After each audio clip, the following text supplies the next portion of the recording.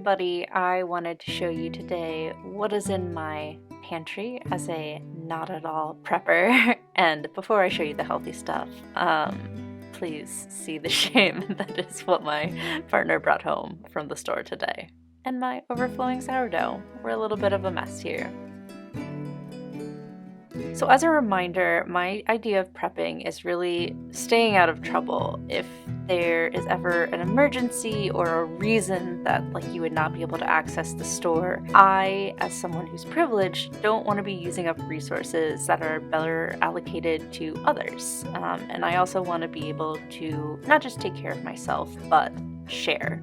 So, we're not trying to have food for 20 years here. We are reasonable. And, whether you have food for 2 weeks or 2 months, when shit hits the fan, that food store is gonna run out and you're still gonna have to figure out what to do. Again, whether you have food for a couple of days or a couple months. And so I think that when shit really hits the fan, the connections and community you have are far more important.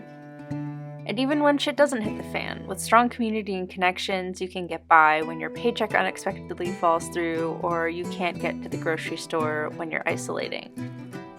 All that to say, the images you're seeing here are parts of my not at all prepper pantry because I want to be prepared for minor emergencies, but don't believe that any amount of stacked buckets is going to make or break you.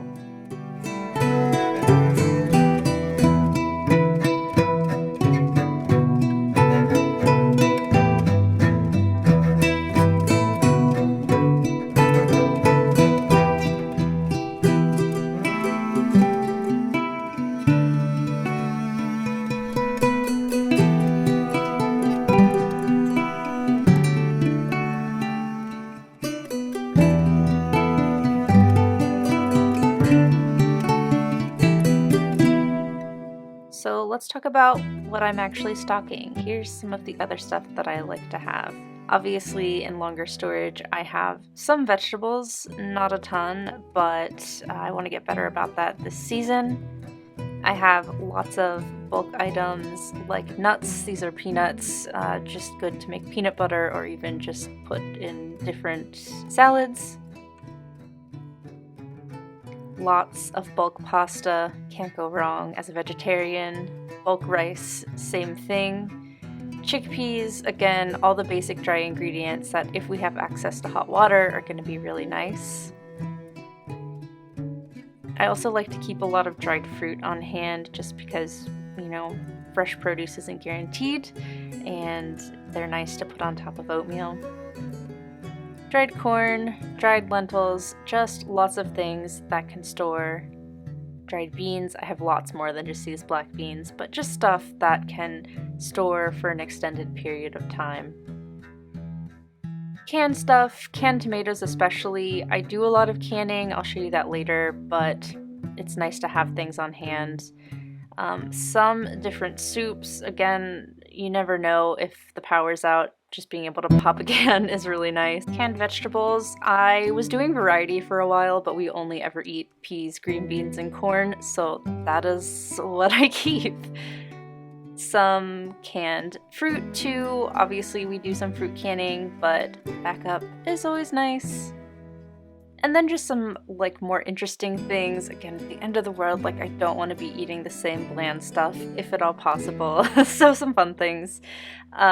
We always have some kind of cereal. We don't typically eat a lot of cereal, but tutti fruttis in the end times. Sounds ideal.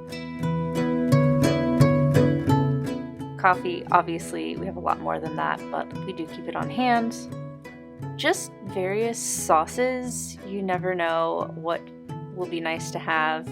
And with that, we have some of these pre-made noodles and lentil packs. Just, again, something super easy to put together and just have on hand whether, power's out or you just don't feel great.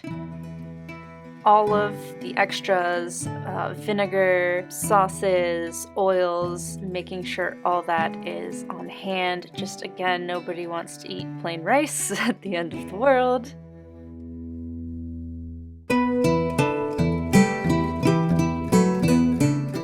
Peanut butter, we have lots of peanut butter, definitely key, always good.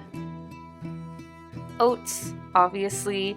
I somehow ran out of like a 50-pound bag of oats. I shared it with other people, but I just panic bought that from Walmart. Bulk spices for the stuff we use a lot. Taco seasoning, like dried peppers, we use a ton, so I always have extra. And then here's some canned stuff. Again, I didn't do any canning last year because we moved right in the peak gardening season, but I'm excited to do it again this year. And you know, just to have some variety and appreciate some of the fresh stuff you grew when it is fucking cold outside. So I am vegetarian. These soy curls are dry and they are incredibly easy to rehydrate and cook for protein. I love them. Seeds too, always have a couple of varieties just to top or use in different places. These are radish seeds for sprouting. I like to have a couple things to sprout just again in the winter. Flour, I would say we probably have about 50 pounds of flour in different jars and buckets. That is really important to me, along with all the other baking ingredients. I have lots of sugar, baking powder, yeast, just to make sure that we are set, especially after 2020 when everyone decided they baked, and when people who actually baked couldn't get stuff. It was terrible, so I tried to be more prepared.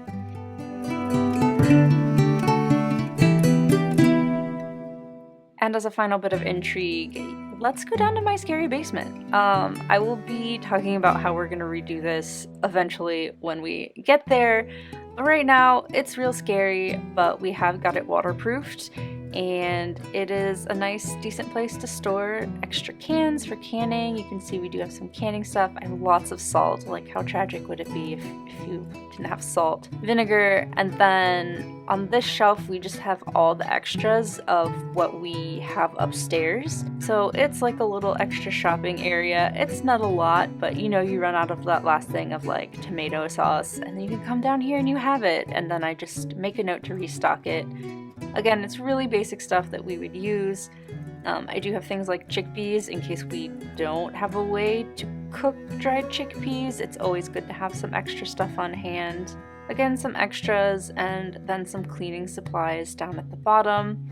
And just really making sure that we're kind of ready for whatever. Just making sure that we have enough to keep us going, and no more, no less.